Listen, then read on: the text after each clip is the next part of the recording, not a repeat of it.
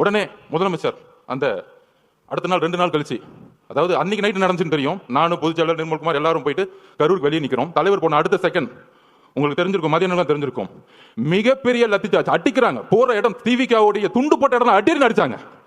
இது தெரியுமா ஊடகங்களுக்கு? இல்ல ஊடகங்கள் தெரிஞ்ச வாய் தந்து பேச மாட்டாங்க. என்ன அடினா மரண அடி. ஒருத்தரும் திவிகாவுடைய துண்டோ சட்டையோ இல்ல ஒரு நீங்க இளைஞரா இருந்தீங்கன்னா அந்த கருவிலே நிக்க முடியாது. நாங்க வெளியே வந்துட்டு பாடல நிக்கிறோம். மேல நிர்வாகத்துல இருந்து கூப்பிட்டா இல்ல வராதீங்க, இல்ல நம்ம ஒரு 500 பேரோட போனா திருப்பி ஒரு கலவரன்னு ஒரு சுச்சுவேஷன் உருவாக்குவாங்க.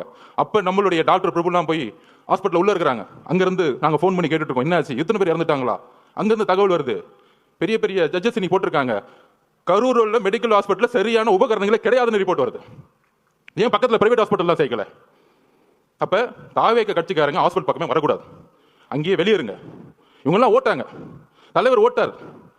யாரா ஓடுனது? வந்தா நீங்க என்ன பண்ணுவீங்க எங்களுக்கு தெரியாது. 75 வருஷம் கழிச்சு உங்களுக்கு சூழ்ச்சி என்னன்னு தெரியாது. எம்ஜிஆரையும் ஜெயலலிதாவையும் சூழ்ச்சி பண்ணி என்ன பண்ணீங்க எங்களுக்கு தெரியாது. இதே மாதிரி தான் 97 கோர்ட் ஆர்டர் வாங்கி ஜெயலலிதா அரெஸ்ட் பண்ணிட்டாங்க. அப்ப என்ன தெரியுமா வந்து ஆர்குமெண்ட், பேச்சுவார்த்தை அரசியல் விட்டே போயிடுமா? இவங்களுக்கு எப்படின்னா இந்த ஒரு குடும்பம் மட்டும் தான் அடுத்த 100 வருஷத்துக்கு வேற யார் ஏத்து வந்தாலும் தூக்கி எறிஞ்சிருது. இன்னைக்கு பெரிய பெரிய பாத்தீங்கன்னா 30 நாள் தெரியும், பெரிய பெரிய சினிமா ஸ்டார்ஸ் உலக நாயகங்களுக்கெல்லாம் போய் ரெட் ஜெயின்ல சைன் போட்டு சினிமாவுக்கு போயிட்டாங்க. எங்க தலைவர் நினைச்சிருந்தா இதே ரெட் ஜெயின் 500 கூட சம்பளம் வாங்கிட்டு என்னமோ பண்ணுங்கன்னு சொல்லிட்டு போயிருப்பாரு. ஏன்னா தூக்கி எறிக்கு தானே வந்திருக்காரு. உங்களை அந்த கோவம் தானே உங்களுக்கு. யாருமே எத்துக்க கூடாது.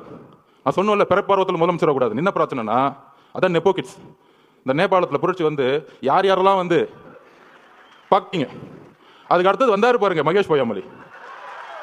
மக்கள் எங்க உண்மை தெரிஞ்சுச்சுன்னா இந்த 2 பேரை பார்த்தே உண்மையை கண்டுபிடிச்சாங்க. இன்னைக்கு எங்க தலைவர் மேல நைட் ஃபுல்லா விமர்சனம், அவர் ஓட்டாரு ஓட்டாரு ஓட்டாரு அப்படின்னு. அந்த 2 பேர் கேமரா வேணுக்குனே கொண்டு வந்து வர வச்சு, அங்க நில்லுங்க கேமரா நில்லுங்க, நாங்க 2 பேர் நிக்கிறோம். ஒருத்தர் அப்படியே கையை பிடிச்சி நெளிறான். சாரி தப்பா பேசாதீங்க, ஒருமையில பேசிட்டு நெளிறாரு. அடுத்தது நம்ம மகேஷ் பொய்யாமொழி. அதாவதுங்க நமக்கு வந்து ஒரு வீட்டில் இப்போ எங்கள் அம்மா சின்ன வயசுல இறந்துட்டேன். நம்ம உறவுகள் அம்மாவும் அக்காவும் குட்டி குட்டி குழந்தைங்க இருக்கும்போது முதல் வாய் வார்த்தையே வராது.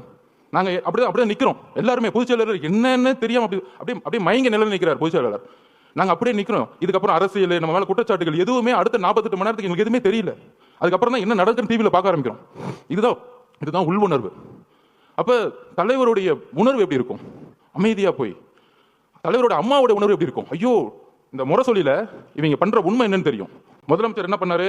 அடுத்த 2 நாள் கழிச்சு இதுல வந்து எந்த கட்சி தலைவரும் தன்னுடைய கட்சியை வந்து இறக்குறதுக்கெல்லாம் நினைக்க மாட்டாங்க சொன்னாரா இல்லையா? நல்ல புள்ள மாதிரி. ஆனா முரசொலி சொல்றாங்க, தாவேகா கொள்ளும் நீதி வெல்லும், 41 உயிர்களை கொன்ற விஜய். இப்ப தெரியுதா திமுகவுடைய நிலைப்பாடு என்னன்னு தெரியுதா? இதே முரசொலியில. அப்ப இவங்களோட நோக்கம் என்ன? 77க்கு அப்புறம் எம்ஜிஆர் ட்ரை பண்ணாங்க, அம்மா ஜெயலலிதா மட்டும் ட்ரை பண்ணாங்க. அதுக்கப்புறம் யாரை இவங்க எதுக்கு வந்தாலும் ஏன் காமராஜரே பொய்யா சொல்லி தூக்கி எறிஞ்சாங்க. ஆனால் அந்த சூழ்ச்சியை ரொம்ப அமைதியா இருந்து, இது அரசியல் சாணக்கியத்தில் தன்னுடைய உண்மை உணர்வு, அந்த மக்கள்கிட்ட இருக்கிற உணர்வு, அந்த என்ன உணர்வுனா தலைவருடைய அம்மா என்ன நினைப்பாங்க, ஐயோ குழந்தைக்கு இப்படி ஆயிருச்சு, இப்படி பொய் சொல்றாங்களே, சூழ்ச்சி பண்றாங்க அப்படின்னு சொல்லும் பொழுது இதே உணர்வை தான் அவருடைய அமைதி தமிழ்நாட்டுக்கு ஒட்டுமொத்த தாய் குலமும் ஒரே மாதிரி நடத்திருக்காங்க. ஆனா நீங்க இதுல மகேஷ் பொய்யாமொழி மட்டும் பார்த்திருப்பீங்க. இன்னொரு நெப்போ கிட்ட ஒன்று வரும் காலையில துபாயில இருந்து கிளம்பி.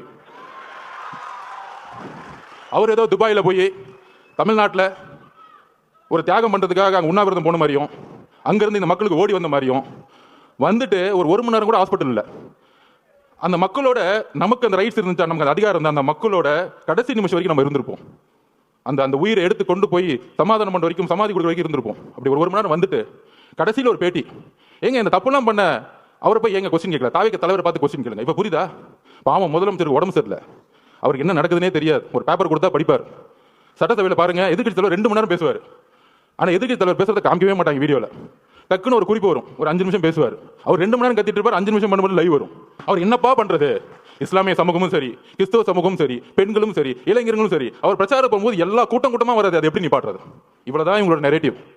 பெரிய பெரிய நடிகர்கள்லாம் இன்னைக்கு மிரட்டி ரெட் ஜெயின்ல சைன் போட வச்சுட்டாங்க. உங்களுக்கு யாருன்னு தெரியும், அவங்க பேரை சொல்ல வேணாம். அவங்க இப்ப நமக்கு எதிராக பேசிக்கிட்டு இருக்காங்க. 5 வருஷத்துக்கு முன்னாடி மாற்றம் அப்படின்னு சொன்னவங்களாம் இப்ப இந்த பக்கம் போய் ஐயா நீ தான் ஏன் எனக்கு சைனை போடு, நான் ஒரு படத்தை நடிக்கிறேன்னு படத்துக்கு போயிட்டாங்க. அன்னைக்கு எப்படி நைட்டு நடிச்சாங்களோ, வாழ்க்கை முழுசும் நடிச்சு நம்பர் 1 ஆனவருக்கு நடிக்கவே தெரியாதவங்க வந்து நடிச்சாங்கன்னு இவருக்கு தெரியாதா தலைவருக்கு? அப்படி நீ நைட்டு மாட்டி முதலமைச்சர் அப்படி வந்து அடுத்த நாள் அறிக்கை. முதலமைச்சர் மட்டும் இல்ல, ஹோம் செக்ரட்டரி கோர்ட்ல கேஸ் ஃபைல் பண்றாங்க. கோர்ட்ல கேஸ் ஃபைல் பண்ணி எக்ஸ்பர்ட் ஆர்டர். தாவேக கிடையாது, யாருமே கிடையாது, திமுகவே கேஸ் போடுமா, திமுகவுடைய அரசு வக்கீலே ஆர்குமெண்ட் பண்ணுவாராம். அதுக்கப்புறம் நான் எதுவும் சொல்ல முடியாது, ஒரு ஜட்மெண்ட் வருது.